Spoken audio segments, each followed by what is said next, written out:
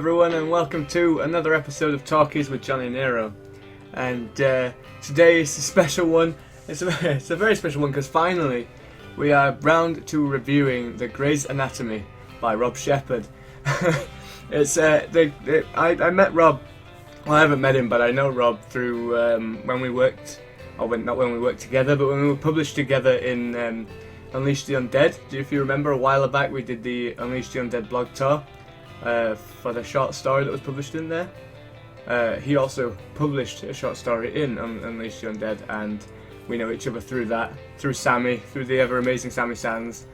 And he's fantastic. I've got my little notes here, so forgive me if I do keep referring back to these, because I read through it this morning. First of all, I guess, what is the Grey's Anatomy? The Grey's Anatomy is a collection of 12 strange and disturbing short stories full of twists, turns, eroticism, intensity and gore. Yes, there's even some sexy stuff in there, Robert.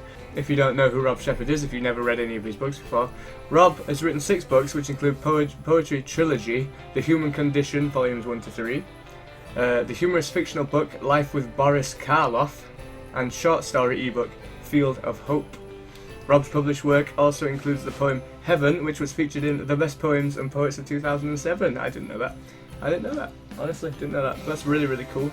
Rob has made several small online videos and short films, all available on his YouTube channel, which I shall link down below, just in case any of you want to check that out.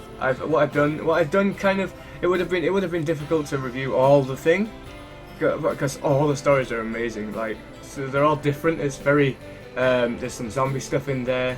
Like the very first story is a zombie thing in there. There's some supernatural stuff in there, which brings me around to like my favourite story, which is the second one in the book, which is called Kingpin. The story itself is really, really cool. It's the story of Hector Barbosa, criminal overlord. Let me just go back up here because I've written something.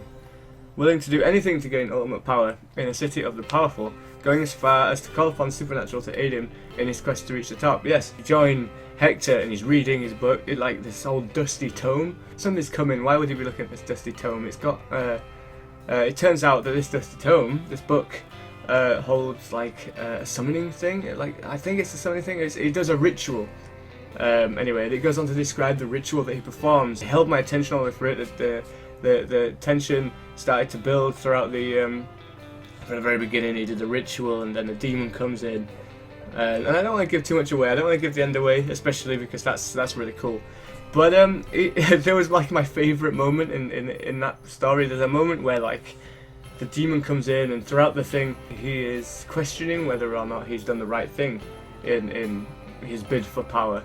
And he this demon thing comes that he summons, and it sits in his office chair across from him, and it looks at him. And Hector's like, oh, he's shitting himself, obviously, he's scared, he's a scared guy, and he's like, oh. But then there's like this moment where he just snaps and he kicks off at this demon sat in his chair.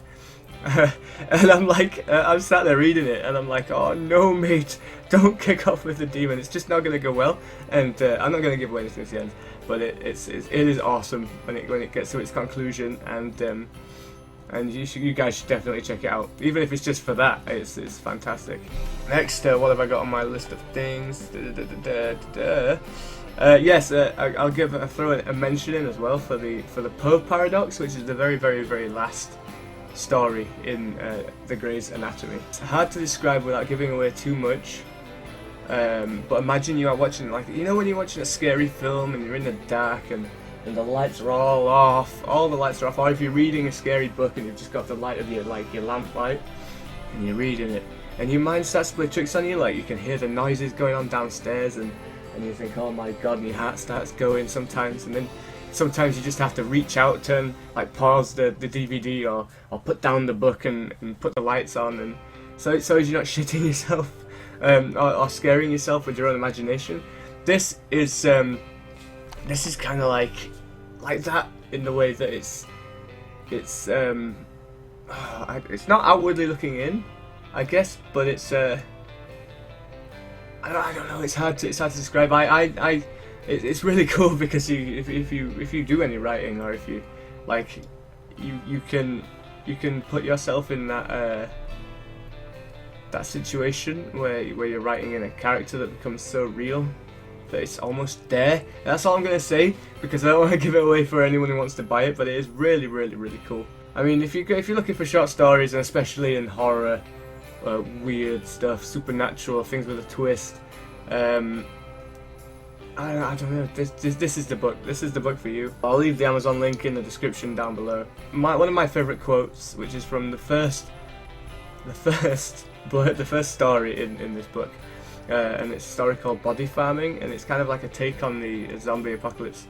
Up until this point, Josiah, the main character, has been escorting a group of survivors to a safe house, and some zombies turn up and they're trapped with these zombies. And it says the group. This is like from the perspective of the group. This is a quote near the end of Body Farming. They turned back to Josiah and gave him that look.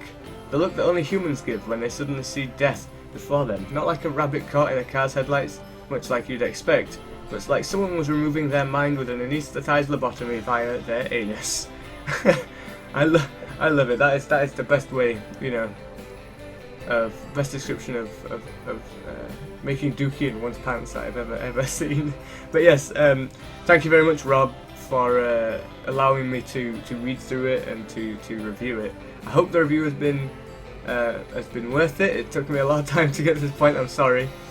And I hope you guys watching it at home and stuff have added this list to, maybe like a Christmas list, or added this book, sorry, to a Christmas list, or something like that, because it's awesome. Thank you very much once again. It's been great, as always, reading through and reviewing the book. And I hope I've done it justice, and I will see you all in the next video. Like, comment, subscribe, any feedback, let me know, let Rob know on Amazon if you check it out, give him a review in the Amazon section, and that's it really. I will see you all in my next video.